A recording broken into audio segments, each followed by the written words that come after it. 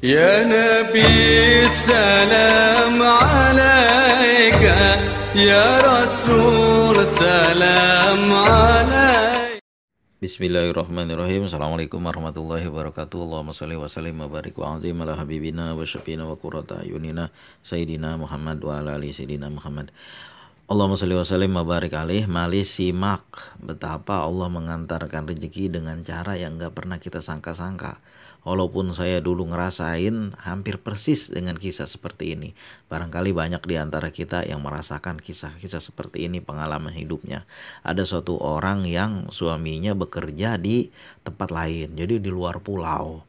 Lalu karena dia nggak punya rekening bank, dikasihlah uang bulanan sama suaminya tiap bulan ke tempat kakaknya, berarti iparnya perempuan ini. Jadi ipar dia, berarti kakak dari suami, iparnya perempuan. Tapi sayangnya uang itu nggak pernah dikasih. Walaupun ngasihnya banyak itu 15 juta, 17 juta sebulannya. Sedikit pun nggak dikasih sama istrinya. Luar biasa ini ibunya dan iparnya dan abang misannya. Itu orang-orang yang serakahnya luar biasa. Sehingga ibu ini menjadi susah, menjadi lapar di rumahnya, nggak ada apa-apa. Ketika dia tagih uang dari suaminya, mula-mula dia telepon sama suaminya marah-marah, dia bilang uang sudah saya kirim. Lalu ketika dia tagih sama suaminya, sama kakak iparnya, dia bilang uang masuk ke rekening saya berarti punya saya. Luar biasa keselnya. Lalu ribut-ribut, terjadi keributan sama misannya ini. Jadi suami dari iparnya yang perempuan ini malah itu kan dimintanya 5 juta karena memang 17 juta untuk istrinya, itu 5 juta. Dilemparlah mie itu 1 biji. Nih punyamu, diambil, lempar 1 biji. Jadi mie itu harganya 5 juta. Satu mie bungkus 2 itu 5 juta seharga itu. Lalu sama anaknya kan diambil, mah dia bilang kan Ustadz bilang jangan buang-buang mie, jangan buang-buang makanan, nanti mau banjir. Akhirnya diambil, dibawa pulang mie 1 biji itu. Sampai di rumah, mah ini mie bikinin makanan apa ya, saya lupa namanya itu, dengan campuran yang lain. Daripada nggak ada makanan ya buatlah seperti ini. Coba bayangin, coba kita semuanya ini bayangin yang rezekinya lancar tiap hari, tiap minggu, tiap bulan. Coba ingat orang-orang yang sebelah kita, saudara kita, kerabat kita, apalagi masih saudara dengan kita. Suatu saat nanti kalau kita tidak ingat dengan kerabat-kerabat kita, kita akan dibikin seperti itu oleh Allah. Makanya saya kan ketika saya mendapatkan, saya selalu ingat dengan saudara-saudara saya. Nomor 1 adik, kerabat, saudara, abang. Nomor 1 saya ingat apa mereka bagaimana. Lalu saya telepon, saya tanyakan. Kan udah saya pernah ngerasain itu. Saya cerita dulu ketika saya bulan puasa luar biasa sulitnya. Dan pada jam itu pertolongan Allah datang. Itu masuk duit 8 juta pada hari itu. Yang memang uangnya sedang saya tunggu. Yaitu gaji masuk, cuma belum masuk. Itu alhamdulillah yang saya ingat pertama kali, saudara gua bagaimana. Nah tapi ketika itu dia nggak mau memberikan kepada istrinya, padahal itu memang hak istrinya yang jadi saudara dia, iparnya itu. Lalu setelah itu akhirnya dibikin lah makanan itu dari mie. Lalu ketika dibikin dari mie, kemudian mak saya mau main dulu kata anaknya, mau bagi kawan. Iya katanya.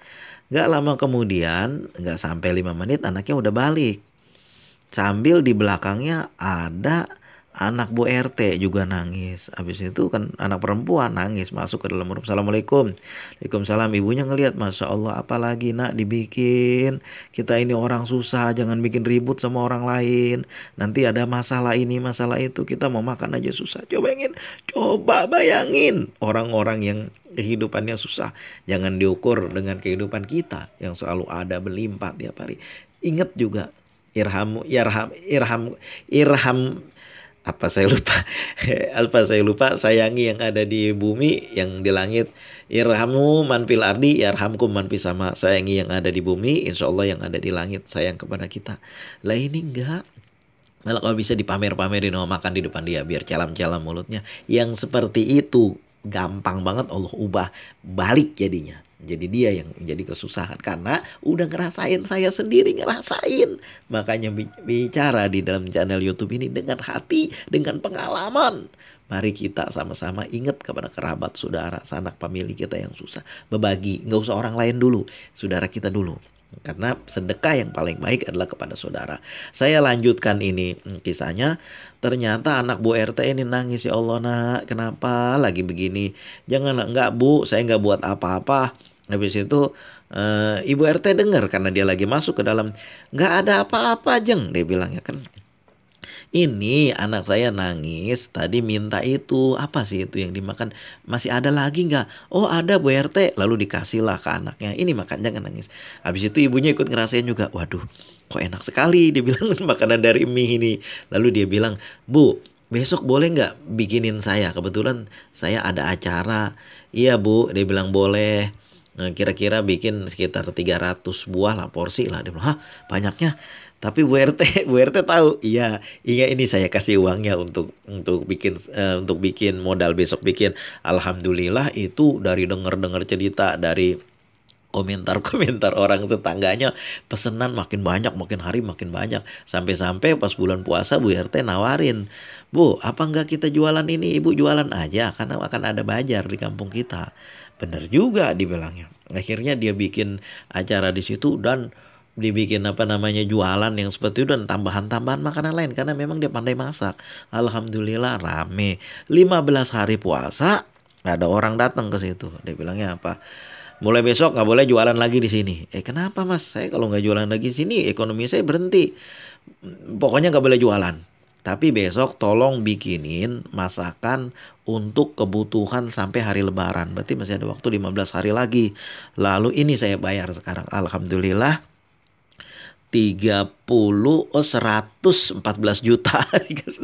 Lihat bagaimana Allah cara mengasih rezeki sama orang lain, sama hambanya yang sabar, yang bertawakal. Lihat cara Allah ngasih. Lalu setelah itu lancar dah tuh usahanya sampai akhir. Dia ngundang orang lain lagi untuk membantu dia karena sendiri kan gak mungkin masak. Lalu menjelang 3 hari lagi mau habis puasa, mau lebaran, apa dia bilang? Mbak, kata yang bantuin, kita ini abis ini nggak tahu lagi nasib kita ini bagaimana karena pesanan udah nggak ada. Mbak, kenapa sih nggak bikin rumah makan aja? Akhirnya dengan kehendak Allah dia berhasil didirikan rumah makan dan rame sampai saat ini kisahnya, dan banyak sekali pesanan-pesanan catering segala macam. Liatin dari mie yang dijolimi oleh misalnya, dilempar mie itu, suaminya ngasih uang 5 juta 17 juta dikasih, lalu diambil semua sama iparnya, dilempar mie 1 biji mie itu harga 5 juta. Berarti Allah bikin caranya supaya dia dapat rezeki dengan cara Allah sendiri. Dan saya udah ngerasain sendiri. Itu walaupun tidak begitu kisahnya, tapi saya ngerasain sendiri. Bagaimana saya sulitnya ketika itu gendong anak. Istri gendong anak kedua. Saya nuntun anak pertama sambil bawa tas di belakang. Datang ke suatu kampung dengan keadaan sangat sedih. Saya nggak tahu di situ rezeki paling banyak. Dalam waktu 2 bulan udah terkumpul. 2 bulan lebih. Hampir mau 3 bulan udah terkumpul duit 300 juta. Gimana caranya Allah mengantarkan rezeki? Tawakalna ala Allah. Allahumma shalli wa sallim wa barik wa azim ala habibina wa syafina wa qurrat ayunina sayyidina Muhammad wa ala ali sayyidina Muhammad. Ma min dabatin fil ardi la Allahi rizquha. Apa yang ada di bumi yang Allah ciptakan, rezekinya Allah atur, Allah jamin. Yang penting usaha kita kudu ada, doa kita panjatkan. Usaha kita apa Bang? Sekarang mah usaha banyak banget, caranya banyak banget. Lihat yang tadi kisah di atas.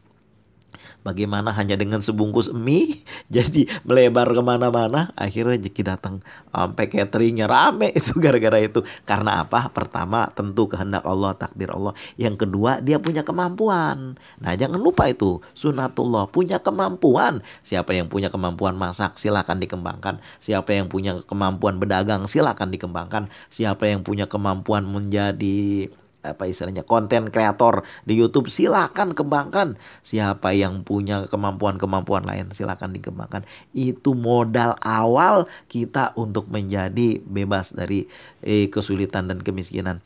Apabila ada ular dan kemiskinan, pertama kali saya bunuh adalah kemiskinan. Begitulah Ali bilang. Karena apa? Kadal kupro ayakunal apa, saya lupa Ali berkata, lupa saya bahasa Arabnya. Yang penting nyaris, hampir kalau di dalam Al-Fiqh Ibnu Malik kada itu nyaris, hampir nyaris.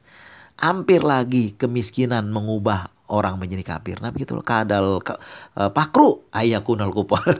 Kadal pakru ayakunal kupar, baru ingat karena udah lama banget. Kadal pakru ayakunal kupar, nyaris kepakiran itu akan bikin orang jadi kafir. Sebab itu mari kita selalu mendekatkan diri kepada Allah, berdoa kepada Allah dengan cara kita, dengan memperbanyak sholawat. Karena doa-doa yang disampaikan tidak dibacakan salawat, dia akan berputar-putar antara langit dan bumi, tidak naik ke hadirat Allah.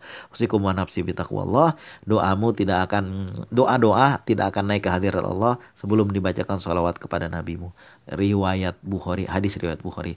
Usikum wa nafsi bitaqwallah. Mudah-mudahan ada berkahnya, mudah-mudahan kita yang sedang di bawah, kita yang lagi kesusahan, kita yang dalam keadaan ekonomi pailit, ekonomi pailit, kita semua dimudahkan oleh Allah rezekinya dengan caranya sendiri.